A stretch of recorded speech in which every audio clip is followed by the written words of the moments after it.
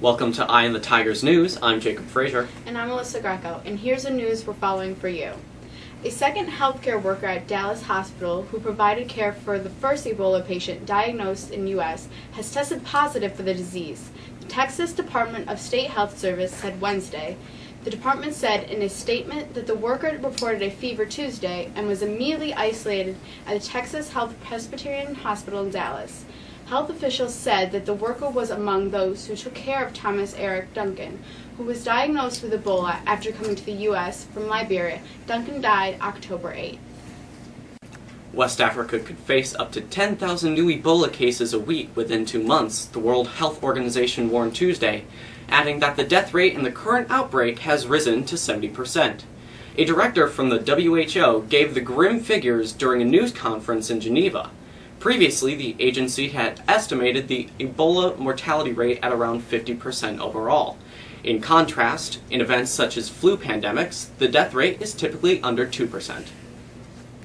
President Barack Obama and his military commanders will meet Tuesday with defense chiefs from more than 20 nations participating in the fight against the Islamic State group in Syria and Iraq. The day-long meeting comes as the White House tries to tout progress in the U.S.-led campaign against the militants, while also girding the public for a military effort that could extend well beyond Obama's presidency. Administration officials said the meeting would focus on military strategy and ways to bolster the campaign to counter the extremists. And if this story doesn't give you the heebie-jeebies, I don't know what will. A family was driven from their suburban St. Louis home by thousands of venomous spiders that fell from the ceiling and oozed from the walls. Brian and Susan Trost bought the $450,000 home overlooking 2 golf holes at Whitmore Country Club in Weldon Spring, and soon afterward started seeing brown reclusive spiders everywhere.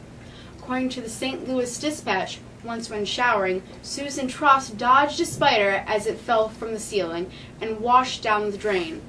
She said the spiders started bleeding out of the walls, and at least 2 pest control companies were unable to eradicate the infestation. The family was forced to leave the home and later sued the previous owner for non-disclosure. The temperatures remain above normal, but I feel the changes. They're a-coming.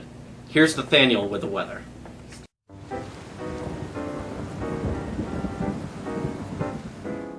We're starting to see some changes take place in our weather this afternoon, as persistent clouds on southerly warm winds have brought rain showers. These showers will continue this afternoon and into the night, as well as hang around for a good portion of our Thursday. Not until Friday will we see the sun return, but with it a freshening of the atmosphere with cooler temperatures as our winds shift around from the north. The weekends, while cool temperatures will be in order of the day, Sunday and Saturday, will struggle to get highs in the mid-50s. The long-range view also points to more normal temperatures for this time of year.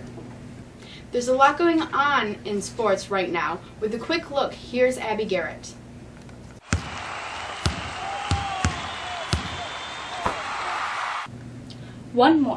Just one more win and the Kansas City Royals, a longtime butt of baseball jokes, are headed to the World Series.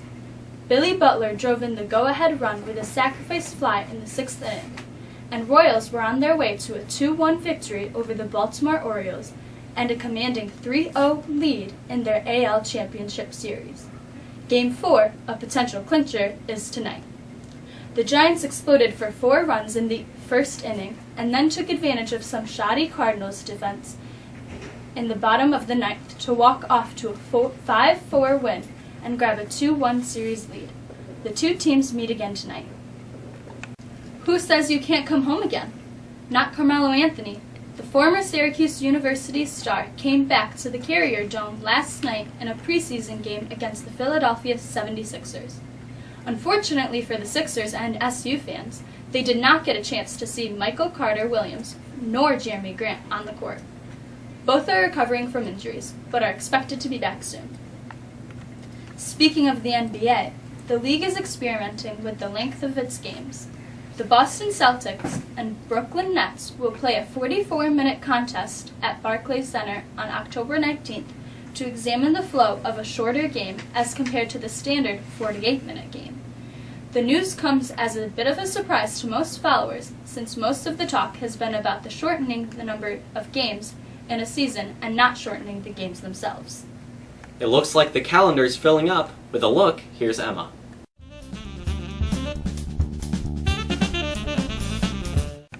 On the calendar today, Mexico high school musicians take the stage tonight for their first concert of the year. Curtain goes up 7 this evening. Also on stage this week is the annual Mexico Idol contest, which will take place on Thursday beginning at 7. The boys soccer team wraps up its season at Phoenix tomorrow afternoon, while the girls travel on Canastota today. And lastly, the football team looks to clinch a playoff berth with its final home game Friday night against Holland Panthers. Thanks again for joining us. We're off until Friday afternoon.